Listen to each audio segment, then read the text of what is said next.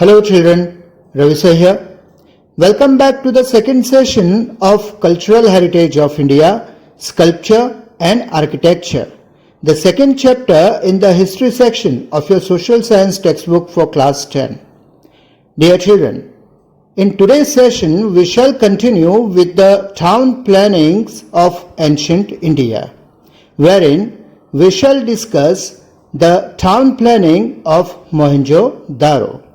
In 1922, the archaeologists of India named Rakhaldas Banerjee and Dayaram Sahni, under the guidance of Sir John Marshall and Colonel Mackay, found out the remains of huge town planning of Mohenjo-daro in Larkhan district, which is now in Pakistan. 1922 में भारत के जो पुरातत्व विभाग के archaeologist हैं, उनका नाम था रखालदास बैनर्जी और दयाराम साहनी. इन दोनों इंडियन आर्कियोलॉजिस्ट ने under the guidance of sir John Marshall and colonel Mackay, sir John Marshall और कर्नल मैके के मार्गदर्शन में लारखान डिस्ट्रिक्ट में आए मोहेंजोदारो की टाउन प्लानिंग के अवशेष उन्होंने खोज निकाले थे. बच्चों, ये लारखान डिस्ट्रिक्ट आज के दौर में पाकिस्तान में है. राइट. आप इस दिए गए पिक्चर में मोहेंजोदारो के टाउन प्लानिंग के अवशेष आप देख सकते हो. Anyways, Mohenjo-daro means heap of the dead. Mohenjo-daro का अर्थ बड़ा ही डरावना जैसा है. उसका अर्थ होता है लाशों का ढेर. The most remarkable features of its town planning were as follows. Mohenjo-daro के टाउन प्लानिंग की जो विशेषताएं हैं वे उस प्रकार हैं. Number 1, houses of the Mohenjodaro. Number 2, roads of the Mohenjodaro. Number 3, drainage system of Mohenjodaro. Number 4, public baths of Mohenjodaro. And number 5, public buildings of Mohenjodaro. बच्चों, आपके एग्जाम में इन फीचर्स में से, पांचों में से किसी एक पर आपको 3 मार्क्स के लिए, 3 मार्क्स के लिए एक शॉर्ट नोट लिखने के लिए कहा जा सकता है. You can be asked to write a short note on the houses of Mohenjodaro और रोड्स ऑफ मोहेंजोदारो और ड्रेनेज सिस्टम ऑफ मोहेंजोदारो. या तो आपको ये भी कहा जा सकता है कि चलो पब्लिक बाथ्स और पब्लिक बिल्डिंग्स, इन दोनों के ऊपर आपको शॉर्ट नोट लिखनी है. राइट. सो इस प्रकार इस टॉपिक में से आपको प्रश्न पूछे जा सकते हैं. Right. So let's begin with the houses of Mohenjo-daro first. Children, people of Mohenjo-daro built their houses on a high plinth to protect their houses from flood and dampness.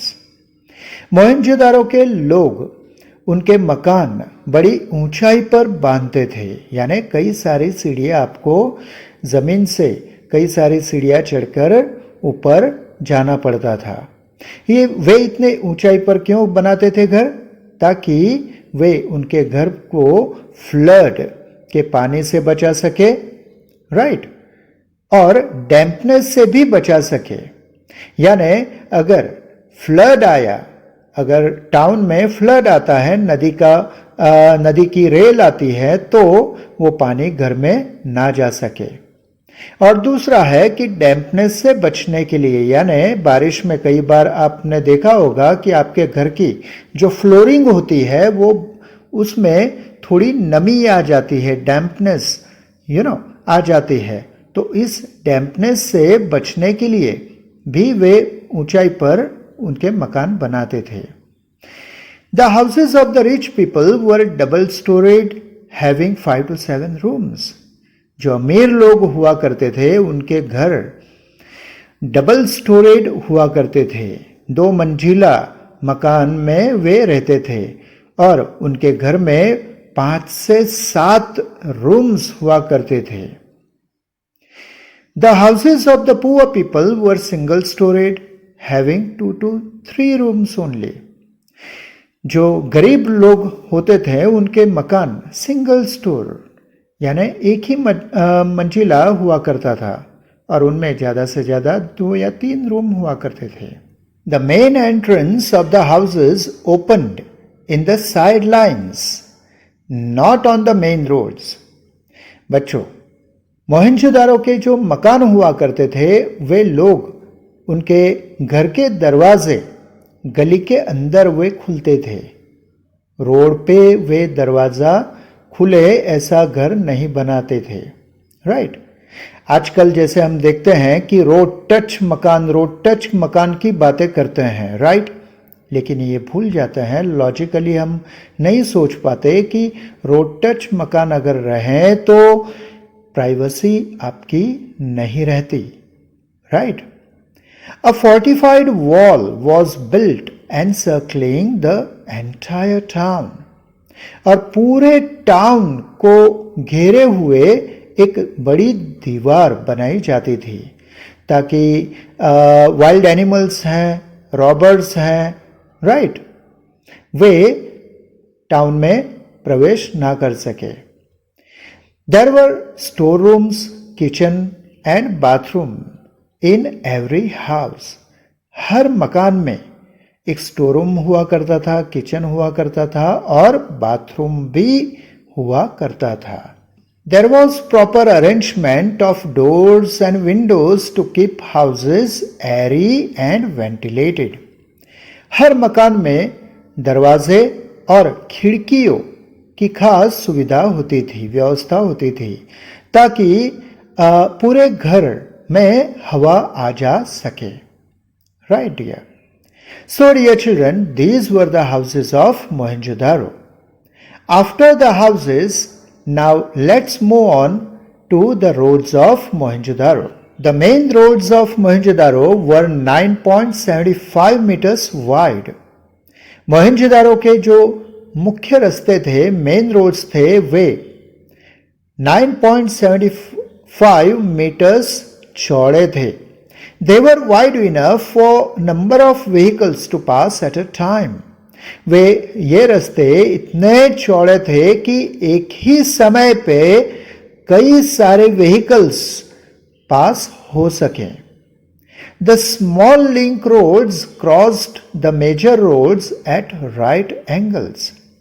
जो छोटे छोटे रोड हुआ करते थे वे बड़े रोड को जब लिंकअप होते थे, जुड़ते थे, वे राइट एंगल पर ही जुड़ते थे. The pits on the roadside suggest that there were lampposts on the roads. रास्ते पर जो गड्ढे खुदे हुए मिले हैं इन अवशेषों में, उनसे पता लगता है कि इन रास्तों पर जो गड्ढे खुदे हुए हैं वहाँ पे वे लोग लैंपपोस्ट लगाते थे. जैसे हमारे रास्ते पे इलेक्ट्रिक पोल्स लगाए जाते हैं जहाँ बल्ब रखा जाता है ताकि रात को रास्ता आसानी से दिख सके. उसी प्रकार उस जमाने में बिजली तो नहीं थी लेकिन वहाँ लैंपपोस्ट रखा करते थे. Right. The main roads of the town were straight without any turns. देखो बच्चों कि मोहनजोदारो के जो मेन रोड्स हुआ करते थे वे स्ट्रेट हुआ करते थे. Right.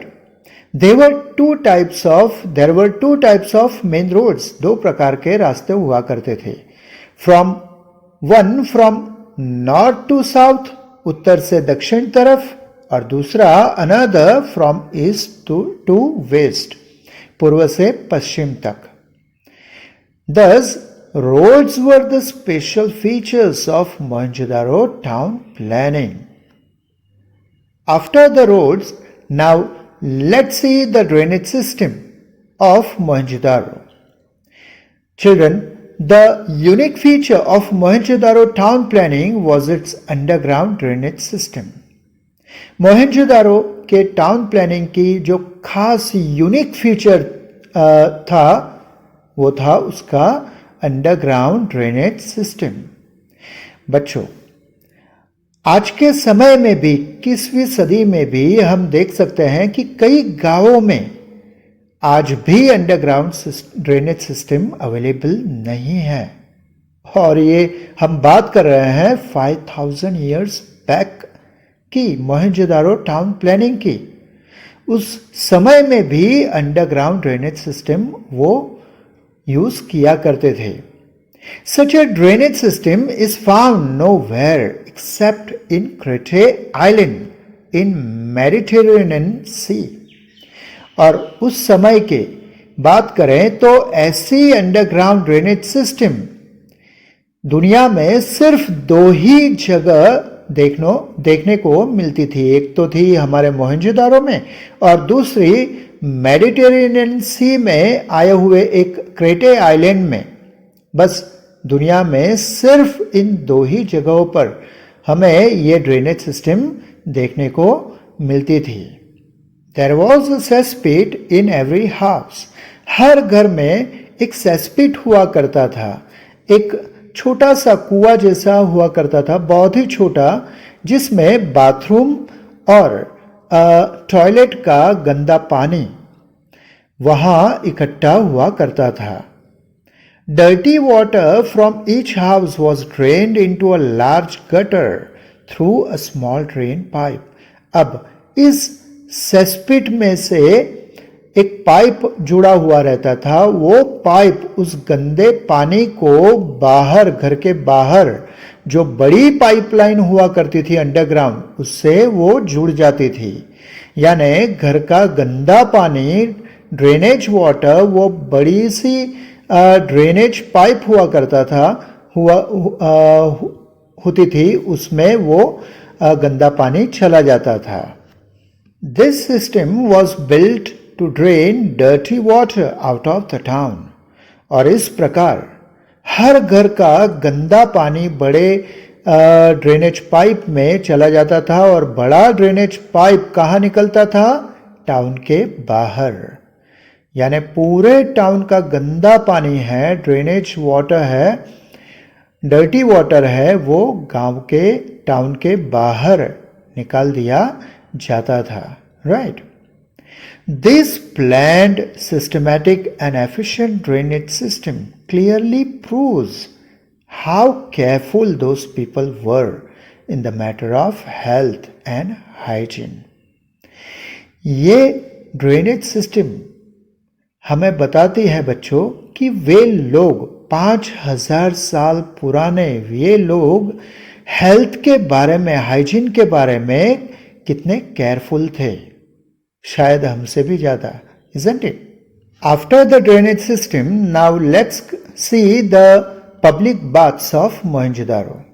First of all, let's try to understand what this public bath means.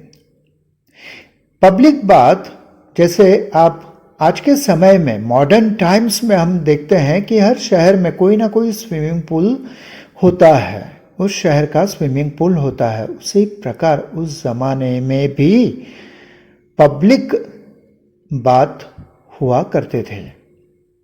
A huge public bath was excavated at Mohenjo-daro। Mohenjodaro में एक बड़ा सा, वेरी ह्यूज पब्लिक बाथ खुदाई में मिला है। In these public baths there was a system to allow fresh water in and dirty water out। In public baths में fresh water अंदर आता था और डर्टी वाटर है वो पब्लिक बाथ्स में से अपने आप निकल जाता था। ऐसे सिस्टम वहां बिल्टअप की गई थी। There was also a facility for hot water। अगर किसी को नहाने के लिए गर्म पानी चाहिए तो उसकी भी फैसिलिटी, व्यवस्था वहां थी। There are small rooms for bathing and changing clothes। जो अवशेष मिले हैं उनमें ये दिखाई पड़ता है कि उस पब्लिक बाथ की जगह पर स्मॉल रूम्स भी हुआ करते थे, जिनको अगर उन छोटी सी रूम्स में अगर नहाना हो तो वहाँ पर भी वे नहा सकते हैं, और अगर कपड़े चेंज करने हो तो वो भी कर सकते हैं। These public baths might have been used on public festivals and religious ceremonies। ये पब्लिक बाथ्स हैं, ये पॉसिबल है कि मोहनजोदारो के टाउन में जो पब्लिक फेस्टिवल्स हुआ करते थे या रिलीजियस सेरेमनीज हुआ करती थी, तब इनका इस्तेमाल शायद होता होगा। बच्चों, at this point I would like to mention one movie, that is Mohenjodaro, जिसमें आपके फेवरेट ऋतिक रोशन भी हैं। अब उसमें भी एक इंसिडेंट है कि एक रिलीजियस सेरेमनी दिखाई गई है जहां देवी को पानी में स्नान करवाया जाता है, तो वो भी एक पब्लिक बाथ ही था, right. After the public baths, now let's see the public buildings of Mohenjo-daro. The ruins of two huge buildings have been found at Mohenjo-daro. Mohenjodaro की खुदाई में दो बड़ी बड़ी इमारतें, बिल्डिंग्स के अवशेष मिले हैं। They might have been used as a town hall or a theater or as an administrative office or granary. अब इन बिल्डिंग्स का उपयोग शायद हो सकता है कि वे टाउन हॉल के रूप में करते हों या थिएटर के रूप में करते हों जहां उनके नाटक किए जाते हों। एडमिनिस्ट्रेटिव ऑफिस के रूप में भी उसका इस्तेमाल शायद होता होगा, या ग्रैनरी यानी अनाज स्टोर करने के लिए भी उसका इस्तेमाल किया जाता होगा। A barrack of 20 buildings have also been found here. 20 buildings के बैरक यहाँ मिले हैं। It must have been used to accommodate soldiers. शायद इन बिल्डिंग्स का सोल्जर्स को यानी सैनिकों के रहने के लिए उनका इस्तेमाल किया जाता होगा, right. So dear children, this was the town planning of Mohenjo-daro. So that's all in today's session. See you soon with a new topic and a new hope of learning something new. Till then, wish you all the very best with today's learning. Bye.